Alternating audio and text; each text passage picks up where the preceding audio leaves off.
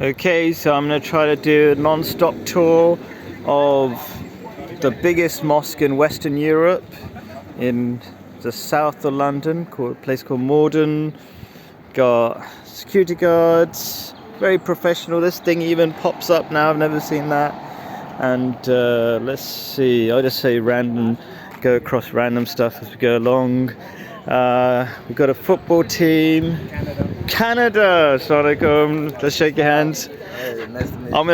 I'm doing a tour around this whole place. Okay. It's recently upgraded, but at the same time, I was going to bump into people. Exactly. Tell me, come all the way from Canada for the Ahmadi Muslim World Cup, essentially. Yes, we did. Our first one. Yes. And just tell me, how was it? We gotta go, but it was beautiful. It was nice. Good. Yes, All thanks right. for having us. Yeah. See you around. Assalamualaikum. Have a great day. You too. So, there's a Ahmadi Muslim World Cup. So if you're wondering who are Ahmadi Muslims, we're just the revival of true Islam, the short version. And we have the biggest mosque in London, in England. We've got the oldest mosque in London in England, and we pay for all our own mosques. I would say unlike the other Muslims, because we're the only internationally organized, or organized in any way, quite frankly. We've got like finance departments and things like that, and the other Muslims just have maybe a collection bowl that might go around and collect a few pounds, but a mosque like this will cost millions of pounds. So it takes a huge amount of organisation. This is actually a new extension. That thing is a massive screen. We're not super rich at all. We're just average people, but when you're organised, you can do amazing things. So what I mean by organised, I just did I'm doing a tour of the mosque, and I'm going to explain all sorts of little things on the way. So this morning, this man, let's give you a bit of information. He woke up like 4 o'clock in the morning just to give you an idea about the things that happen. And then he went round, we had a little sports event. He's my local, let's say, organizer for the over 40s. It doesn't look over 40, does it? And that's because he works out and always cycling. Do you cycle to the mosque anymore? Yes. Okay, still does that. And he went around collecting the tug of war rope, and so many things. He does so much stuff all the time. Tomorrow we've got an event, and then after we did that sports event that he basically ran the whole thing. Now we're here, a few of us from our local area, a few streets. We're super organised. So the few streets are got a name, so we're called Wandsworth. Yeah, and then there's a Wandsworth town, which is a few streets. Anyway, so what we're doing here, we're serving food. Everybody's got different jobs. Like I'm a teacher, he's a minicab guy, blah blah blah. And we just do so many duties, right? And like serving food and getting it from the kitchen. And this is his dad, Assalamu alaikum, and different people. And everybody, we were always working together, so we kind of bump into each other, and there's a lot of history, So that's just one tiny Oh, by the way, the food is always legendary. Anytime we have guests from outside the community, the Muslim community, because we have endless events for the wider community, the British people, whatever, to bring community together. They absolutely love the food. So we've got a kitchen. Maybe I'll go up to the kitchen. But these are, like I say, the football teams. Can I disturb you guys randomly? Which football team is this? Canada. Okay. How was? I'm just doing a quick tour around for my little YouTube channel. Oh, Jamia Canada, not just Canada. All right. So just to explain what Jamia is, because the people who watch my videos are, Westerners generally, or not Ahmadi Muslims. It's like a university for people who are training to become full-time missionaries. They go around the world. They're sent different places. They don't know where they're going to be sent. Sorry? To preach the word of Islam, Ahmadiyya. Right, to preach the word of Islam, Ahmadiyya. And Ahmadiyya is just true Islam, the revival of true Islam. How was your experience anyway here? Like, have you ever been to England before? Exceptional. Exceptional. Tell me one thing like you might remember. Food. Every tiny detail, right? Yeah, it's true. It's the little things that matter, right? They all build up. We got another team. Assalamualaikum. I can't tell for Australia. Okay, cool, right? Okay, I'm just disturbing people randomly for a very tiny YouTube channel. Interview him. All right, I'm coming over. I'm going to find out some amazing information. Players, under 14s World Cup. Oh, really? Okay. I played for the Socceroos at under 14 level this year. Oh, you mean for this World Cup thing that we just did? No. Outside of this. Oh, And I played for the official Australian. Yeah, the search up is called Blacktown City FC. I see. Okay, so you play for Australia. Yeah, like the Australia. Okay, for normal British style, you know, whatever you call it, football, not American, no Australian rules in football. Australia, Australian football is actually called lawn bowls. Oh, okay, I've got it. You're just going to confuse me, but I'll probably get stuck just here. I won't even get to the mosque by the time I. But how was the experience? Can anybody just tell me something that they might remember? The experience was good. Like I learned a new way of football because lawn bowls is very different. Like it's like spinning this way and then spinning like that way. Lawn bowls is all about. No, what I meant was, what was your experience coming all the way to Australia, from Australia? So we travelled 40 hours. Obviously, it was a tiring experience, but we had great fun here. Yeah. Loved the architecture in London City. Yeah. And how was the bonding? The roads were nice. The roads are nice, the houses are nice. I forget London, but tell me bonding like was the amazing. bonding between Yeah, you like- guys. What was the point of coming all the We way? had a 14-year-old and then we had like a 26. Like, yeah, I became friends. Oh, is he an old guy compared to you guys? I'm actually like double his age, so it's like, or a little bit less than double his age. But anyway, yeah. Anyway, but old for your standards, right? Oh yeah, double my size. Yeah. You guys are. All right. More Canadians, is it? A lot of Canadians. Where's everybody else? Okay, there's Jamia, Canada again, is it? All right, cool. Australia. I'll give you my YouTube channel if you want. Take a card. There you go. I do like debates normally, but I'm doing a tour. Yeah. Oh, that's right. That's where I normally am. Yeah. So yeah, that's my channel. He's got my channel there. So share it. What's with my hat? Terrible hairstyle, maybe. Yeah. All right.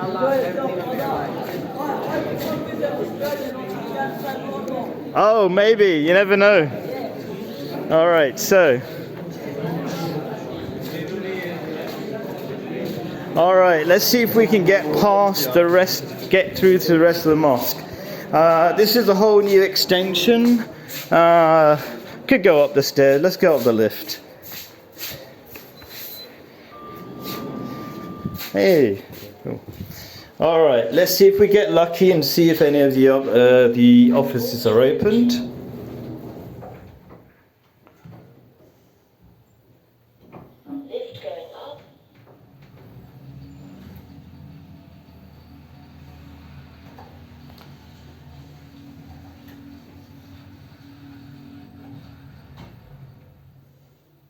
Second floor.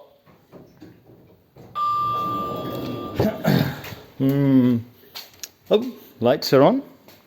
So we do things very nicely.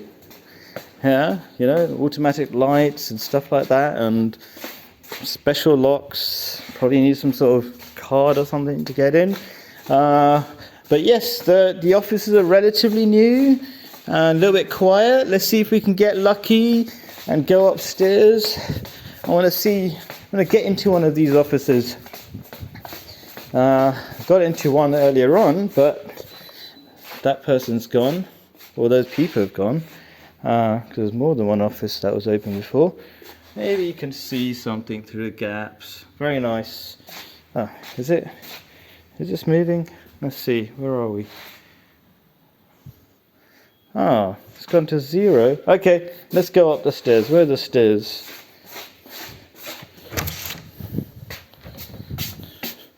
I'll have to press this. Okay.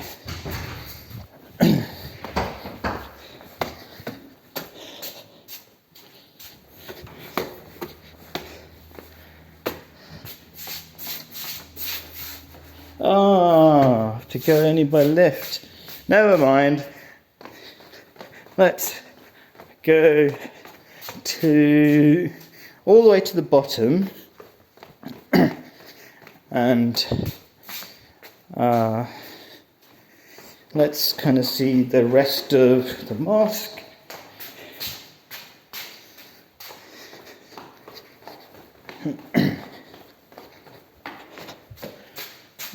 Will we see anything here? I bet this is locked. Yeah. Oh, is it locked? Nope, it is locked. I don't even know which floor I'm on now.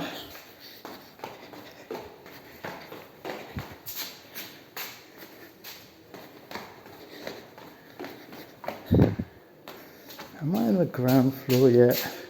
Feels like it. Nope, I'm not. Alright. Let's see, is anybody here? Is there anything here? There's maybe. Nope.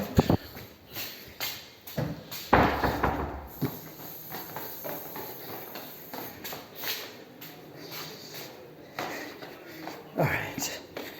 Right. You can see there's always so many departments, there's so many things to explain. Like, for example, we have our own TV station that's run 24 hours. We have multiple stations actually, run 24 hours. There's also live stream. Just search for MTA International, MTA Live or whatever, and it will come up. What else is going on? Okay, you might be wondering why all the British flags, because like I said earlier, we're always organizing so many things, and one of the things is, you know, we've got a new king. Because of that, we have loads of parties, street parties, and the Ahmadi Muslims organise loads of them, getting the communities together, free food. Communities don't really get together much, and so the Ahmadi Muslims get communities in London together. Otherwise, it won't really happen. There are street parties that are not organised by us, but I think we hold them much better than most. Doesn't involve drinking alcohol and things like that. They're a lot more social when we organise them. Let's walk through this place. Okay, it's a very organic place. What I mean by that is, like, this stuff wasn't here before, but then we realised the rain comes in, and I think it was a little bit slippery.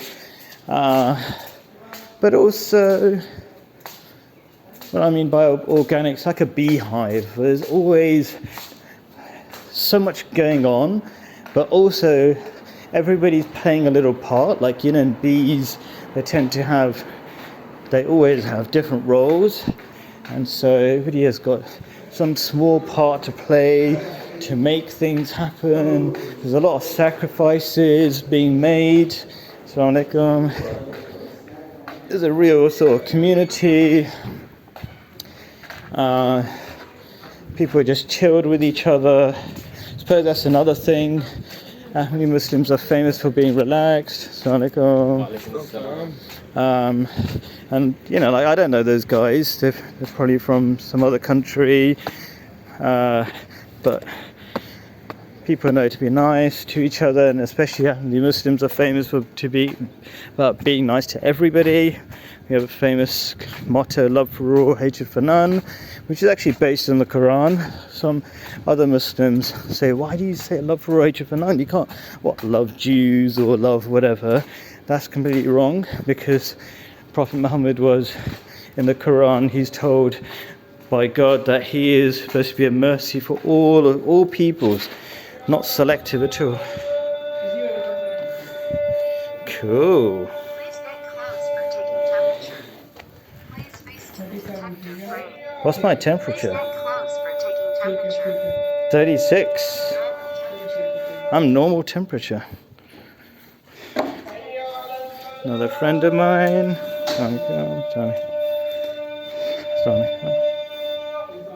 Humanity First, one of the many things we run. Ladies' side, and it goes downwards as well. They've got loads of space. More Humanity First. I remember helped starting that up when I was a kid in my own small way. All sorts of flowers. These aren't real, but all the other flowers outside are real, and it takes volunteers to keep them alive. If you've ever done any gardening, like I have, you notice it's pretty hard to keep things alive. Most things end up dying if it's left to me. So, did I mention this is the largest mosque in Western Europe? There we go. So you've got some seats for old people, but most people will be praying on the ground. You've got this verse of the Holy Quran repeating 7 times. Only hearts can find comfort in the remembrance of God, which is an interesting challenge to people. If you're not finding inner peace, you're finding yourself stressed, try that little experiment. Think of God. Think of the most truest form of God that you can think of. And that would be I've got my local organizer, the guy who was downstairs calling me, so I have to come back in a second, but let's see how we can whiz through it. Let's get back to him.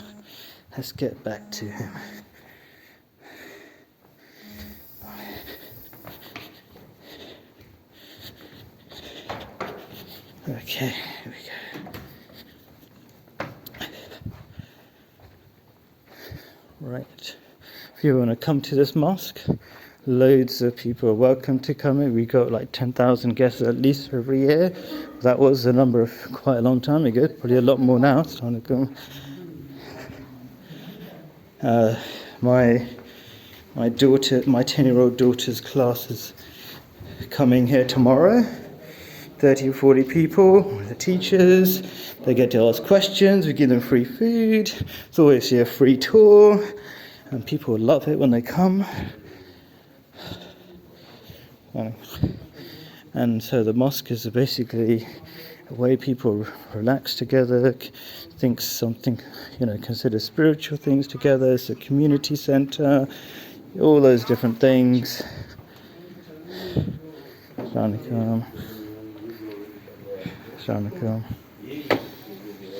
Let's try to get back to where we came from, but let's go a different route.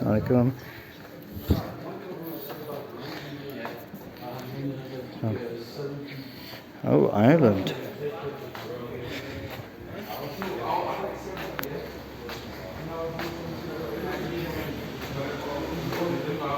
Irish football team, eh?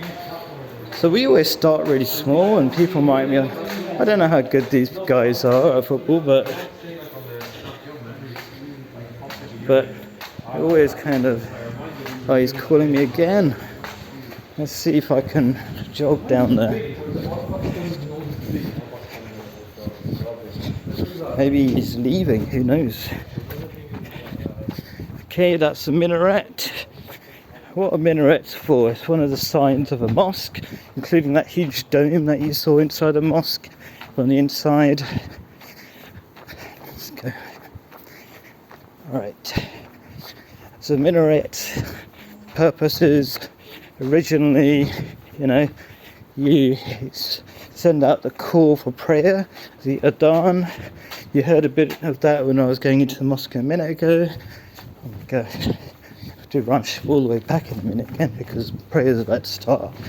But yeah, that's the studios, TV studios in there, and it's a massive thing there. You got all the caliphs. That's the reason why we're so organised. This is the second coming of Jesus, the metaphorical second coming of Jesus that all Muslims are waiting for. And we say he's come. We've got so many signs, including the fact that we're the only people with a caliph or khalifa. I think. Okay, back. He's calling me. Where is he? Maybe he's gone. Oh, wow. Yes. Oh, afterwards. All right. Let's end it here.